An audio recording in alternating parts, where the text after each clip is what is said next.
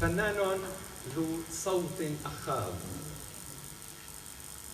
تعلم الموسيقى وأصول الغناء على يد نديم الدرويش ونوري اسكندر وعبد القادر حجار وصباح فخري. له العديد من المشاركات الفنية والثقافية من حفلات وندوات ومهرجانات في سوريا وحول العالم، وله إسهامات جمة في حفظ التراث ومشاركات عديدة في برنامجنا الثقافي. رحبوا معي بالفنان أحمد خيري.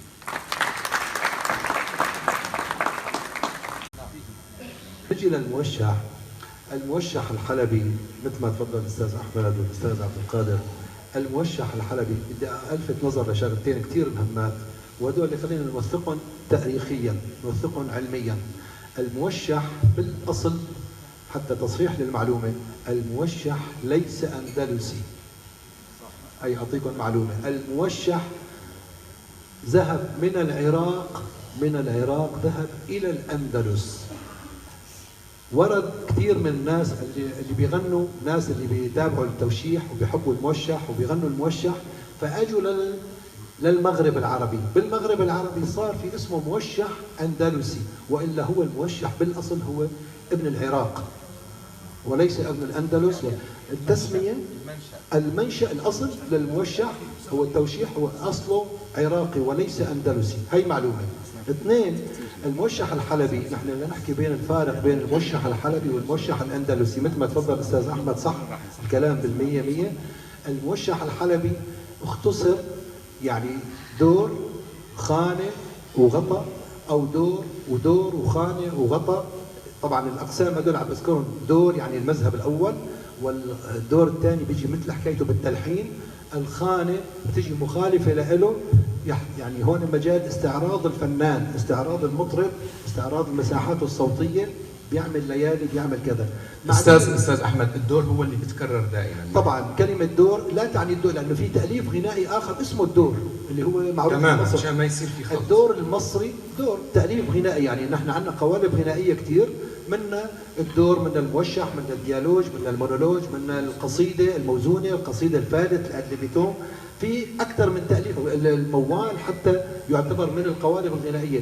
ولكن الموشح يقسم الى هذه الاقسام. عندنا بمدينه حلب، والخانه هي مجال الاستعراض الصوتي. الان معلومه ثانيه، الموشح الحلبي او الموشح بشكل عام، نحن ليش اضافوا للموشح الليالي والاهات والامانات ضمن النسيج الحياكي؟ دائما معروف كان اي قصيده او اي شيء يغنى هو له وزن شعري. الوزن الشعري يجب يعني على قافيه معينه وعلى ضغط معين، ضغط ايقاع معين، ضغط ايقاع معين. نعم. نحن بالموشح طوع الوزن الشعري الى الموسيقى وليس العكس. تمام. مع انه كانت سابقا هي معروفه انه الموسيقى تتبع الوزن الشعري، على الوزن في ضغط. هذا الضغط طوع لاجل الموسيقى وليس العكس، وبالتالي اضيفت له هي الاضافات، الامان والاهات والليالي، حتى يكتمل النص الشعري، حتى تكتمل يعني الوزن الضغط تبعه، الجرس الموسيقي حتى يكتمل، فدخلت فيه الاهات والامان بالعاميه، يعني ليعبي الفراغ، ليتعبى الفراغ. ولكن هذا التعباي هو صار في مثل ما بيقولوا صدنا عصفورين بحجر واحد. المجال الاول انه اكتمل الوزن، والمجال الاخر اللي هو انه سلطنه للمطرب. المطرب عم يعمل ليالي واهات وامان. على فكره الامانات والليالي هي والاهات كثير من الاتراك، لانه بحكم بلادنا هون يعني مرق عليها كل شيء، وبالتالي الاتراك اخذوا اعطونا الامان. نحن هون بمدينه حلب، وانا هي الشغله باكد عليها والاستاذ عبد الحليم اكيد بيساعدني بهي النقطه، انه نحن بمدينه حلب لحد فتره الاربعينات كانوا مصرين على موضوع الامان. كلمه امان ليست عربيه بالاصل، كلمه تركيه المنشا، وبالتالي نحن لغينا كلمه الامان، او بدانا بإلغاء كلمة الأمان وبالليالي، بليل يا ليل. طيب شو رأيك ناخذ مثال صغير؟ ايش بتحبوا؟ أنت اللي بتحبه أنت، يكون فيه أمان انشالت نحطت بدالها ليالي. أنيكم من الله الأستاذ عبد الحليم حريري سامحوني معلش. بدي كمان أشكي لكم شوي عن الأستاذ عبد الحليم. والاستاذ عبد القادر هو اللي فاجأني بهي المساله. والله انا بالفعل صدقا انا مالي خبر بدي اغني، صدقا انا في كل فكري انه نحكي شويه شغلات بجوز يعني نستعرض. يا احمد هذا سؤال تكون مختوم، طلع لك حظك نصيبا. طلع حظي انه نغني، فما نغني. الاستاذ عبد الحليم اليوم شوي هيك الكمانجه كان لازم تكون حاضره لانه الكمانجه عند بس انا من فرحتي عليه بحصوله على الشهاده جائزه الاسدي ما جابني، فلذلك الله بيغني بقلبه معنا مشاعره معنا.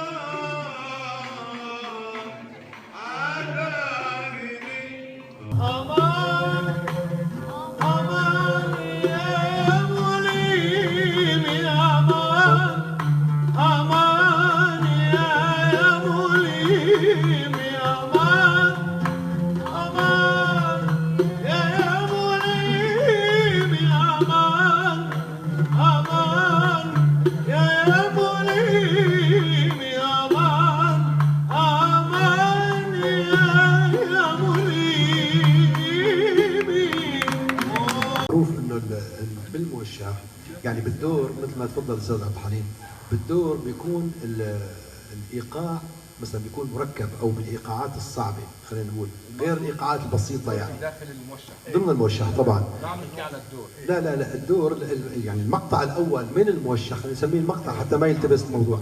المقطع الاول من الموشح اسمه دور. هذا الدور دائما بيكون ايقاعه مثلا ايقاعه مركب نحن نسميه ايقاع صعب، ممكن يكون سماعي، ممكن يكون مثلا اقصاب او نواقص او دور هندي. بالخانه اللي هي يكون الايقاع راقص او الايقاع بيكون اسرع، تمام؟ وبالتالي حتى نحرك الجمله اللحنيه مثل ما تفضل استاذ عبد الحليم، تحريك الجمله اللحنيه يعني اعطاء نوع من الحركه. الايقاع الصعب الاول ايقاع ثقيل وزن، وبالتالي لا يمكن انه المستمع، انا هذا هيك وجهه نظري، المستمع لا يمكن تثار مشاعره الفنيه الا من خلال جمله لحنيه قصيره وراقصه شوي، وبالتالي اختاروا الايقاعات البسيطه. اللي انا بحس فيها هل هي بتغيير نمط الجمله الموسيقيه ام بتغيير اللحن؟ المقام دائما استاذ عبد القادر الجمله اللحنيه اللي عمال بتكون بقلب الموشح دائما الخانة حتى عم تجي نغمة أخرى، عم تجي يعني من مقام آخر أحيانا، ولكن هذا أيوة بالضبط، ولكن هذا المقام دائما نحن في عنا المعروف وأغلبكم تعرف هذه المسألة، إنه نحن عنا النغمات الأساسية اللي هي السبعة، أو إذا أضافوا له النغمة الثامنة اللي هي الكرد بصير صنع بسحرك. النغمات الأساسية كل نغمة أنا قرأت من وأخذت هي المعلومة من أستاذي الله يرحمه الأستاذ صباح فخري، وفرجاني جدول، وللأسف ما قدرت أحتفظ بهذا الجدول. صباح فخري نطق قدامي هذا الكلام وأرجاني هذا الجدول. صباح فخري كان يعتمد على هذا الجدول بكل حفلاته اللي كنتوا تشوفوها. دائما نحن عندنا 12 ساعة بالنهار و12 ساعة بالليل، وعندنا الأبراج، غير الأبراج إلى أسماء معينة. صباح فخري وصل إلى مرحلة وقال لي إياها بلسانه الله يرحمه، قال لي أنا لحد الآن طبقت لحد 40% من هذا الجدول. كل ساعة بالليل أو بالنهار إلى برج بالسماء وإلى مقام معين. ومن يجيد هاي المسألة يمتلك الناس كلها، يعني يسحر الناس. هذا المزج طبعا اللي بيقدر يتحكم، يعني مثلا على سبيل المثال لنفترض ليس حصر، مثلا لنقول الساعة 1 بالليل لازم يغني مقام مثلا مقام عشاق، أو مقام مثلا طرزمين، أو مقام زنجران، أو مقام نهاوند على درجة معينة. اللي بيمتلك هاي القدرة من الفنانين أو المغنيين اللي بيمتلك إنه بهاي الساعة لازم يغني كذا، كل الناس نحن كلياتنا إن أبراج، وهذا علم موجود ما هو خزعبلات وليس من نسج الخيال. يعني اللي يمتلك هاي المعلومة بيأثر في الآخر، وبالتالي طبعا في كثير هناك حوادث مشهورة إنه في أحد الناس ومن جملتهم واحد ليس من بعيد، يعني ليس من قرون، من فترة قريبة، اللي هو عازف البزق محمد عبد الكريم. محمد عبد الكريم له حادثة مشهورة جدا في ألمانيا، ويمكن ما بعرف إذا حدا منكم بيعرفها. دخل على حفلة بألمانيا وهو كان قصير القامة وشكله شوي يعني كلياتنا عبيد الله. فدخل الناس الحضور الألمان جدا دقيقين بمواعيدهم وكذا، فهو عمال الناس الحضور الألمان جدا دقيقين بمواعيدهم وكذا، فهو عمال بيحضر وكذا، فاستنوا عليه صاروا يضربوه بالبونبون بالشوكولاته والحبايات الناعمه، يزتوا عليه، هو قاعد على المسرح. فمحمد عبد الكريم أثير، قام مسك البزق حطه في الارض وعزف النشيد الوطني تبع الالمان برجله وقفل الحفله، الناس كلها اضطرت تقف والنشيد الوطني تبع بلدهم، ودخل لجوا. هي وحده من الاشياء المعروفه. فهي الجمل اللي بيختار الفنان لما بيختار لحن معين او مقام معين بساعه معينه يسحر الناس. هذا الكلام انا شفته عن صباح فخري. للاسف نحن ما عمال نقدر نتجاوز هاي المساله، انه نرجع عليها، يعني انه خلينا نفهمها بشكل منيح وبعدين نغني. نحن بدنا نغني بالحفله، يلا من اول الحفله دغري بدنا الناس نرقص ونهيص. بحب اكد على نقطه كثير مهمه. هلا زرياب هو موسيقي وليس شاعر. زرياب موسيقي، يعني نقل هذا الفن الموسيقي، هذا التأليف الشكل الموسيقي نقله إلى الأندلس. هذا النمط مثل ما حكينا قبل شوي إنه في عندك، يعني نحن في عندنا عدة قوالب غنائية، عدة قوالب، منا الموشح، منا الدور، منا الطقطوقة، منا الديالوج، وذكرنا كثير من الأسماء. الموشح زرياب نقله كحال كنمط تأليف موسيقي. أما الشعر موجود بالأندلس.